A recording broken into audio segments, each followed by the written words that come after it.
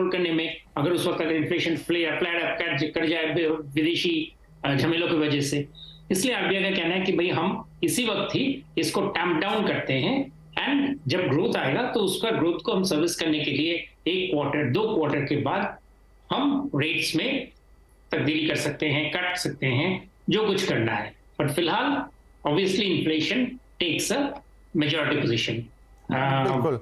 चलिए इन्फ्लेशन पे थोड़ी और बातचीत करेंगे, क्योंकि नेक्स्ट ईयर की भी जो फोरकास्ट है आरबीआई की वो 5.3% की है, जो उनके टारगेट से तो ठीक ठाक ऊपर है 4% से। तो वो कैसे फिर उसको टैकल करेंगे? बख्शी साहब, तो अब हालांकि ये भी फैक्टर है कि चाइना रीओपन हो रहा है, लेकिन अभी भी मतलब हमारी गवर्नमेंट का भी स्टांस यही है, आप लोग अर्थशास्त्री भी ऐसे देखते हैं कि भारत के लिए यही बहुत बड़ा मौका है इस समय दुनिया के अंदर, जब थोड़ा चाइना से दूरी बना रहे हैं बहुत सारे देश, और वो मौका भारत के हाथ आ रहा है, उसे चाइना +1 कह लीजिए या जिस भी नाम से पुकार लीजिए। तो ऐसे में अगर वो चीज़ है तो आपको थोड़ा पैसा तो मुहैया कराना पड़ेगा, और अगर वहाँ पर आपका हाथ टाइट है तो फिर ये थोड़ी सी चीज़ें एक टाइट सर्कल में चली जाएंगी।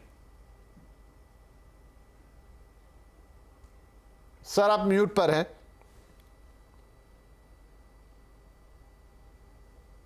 आप बिल्कुल ठीक कह रहे हैं, लेकिन क्या है कि जो चाइना +1 में भारत अपना हिस्सेदारी ले पाए, उसके लिए बहुत सारी चीजें जरूरी हैं, और वो पॉलिसी फ्रंट के ऊपर भी उसके अंदर काफी तब्दीली करने की जरूरत है।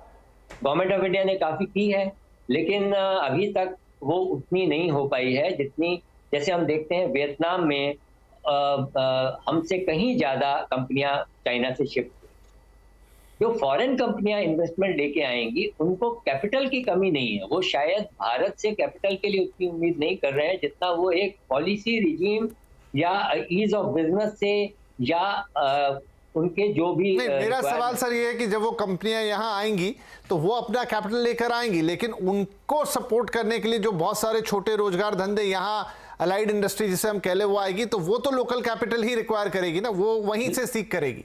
बिल्कुल ठीक है, आप बिल्कुल ठीक कह रहे हैं। देखिए ये सब जो चीज है ना, नई कंपनी का आना और उसके लिए एंसिलरी सर्विसेज का डेवलप होना, ये थोड़ा मीडियम टर्म या लॉन्ग टर्म की चीज हो जाती है। और आरबीआई की जो पॉलिसी स्टैंड है वो बिल्कुल इमीडिएट है। और जहां तक एक बात मैं अगर और ऐड करूं इसमें, आरबीआई से आज उम्मीद थी कि वो रेट तो 25 बेसिस पॉइंट बढ़ाएंगे, लेकिन मार्केट ये उम्मीद कर रही थी कि वो ये स्टेटमेंट देंगे कि अब अकोमोडेटिव पॉलिसी को विड्रॉ करने का हमारा जो स्टैंड है उसको हम वापस ले रहे हैं, लेकिन आरबीआई ने उसको भी नहीं लिया।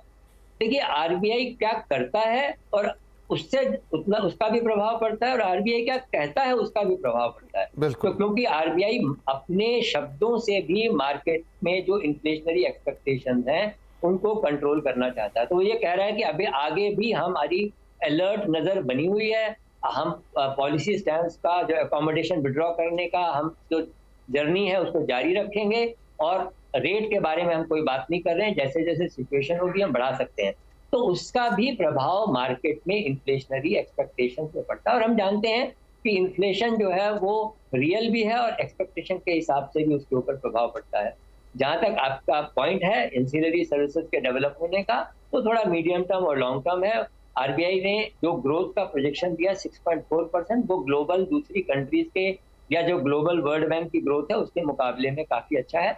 बहुत से लोगों को ये शंका है कि वो 6.4 भी हम रीच कर पाएंगे या नहीं। और एक और बात है, देखिए अगर आरबीआई ने रेट बढ़ाया है तो उससे गवर्नमेंट की बोरिंग कॉस्ट बढ़ती है, उसके बावजूद आरबीआई ने रेट बढ़ाया है, तो इसका मतलब है कि आरबीआई के पास कुछ ऐसा शक करने का या एक वजह है। और अगर आप इन्फ्लेशन की ट्रेजेक्टरी भी देखें तो FY24 के पहले क्वार्टर में 5 और लास्ट क्वार्टर में 5.6, यानी बढ़ती हुई इन्फ्लेशन का वो शक कर रहे हैं। और आरबीआई एक अलर्ट इंस्टीट्यूशन है, उन्होंने मई लास्ट ईयर में पॉलिसीज के बीच में रेट बढ़ाए थे, 40 बेसिस पॉइंट रेपो बढ़ाया था और 50 सीआरआर बढ़ाई थी।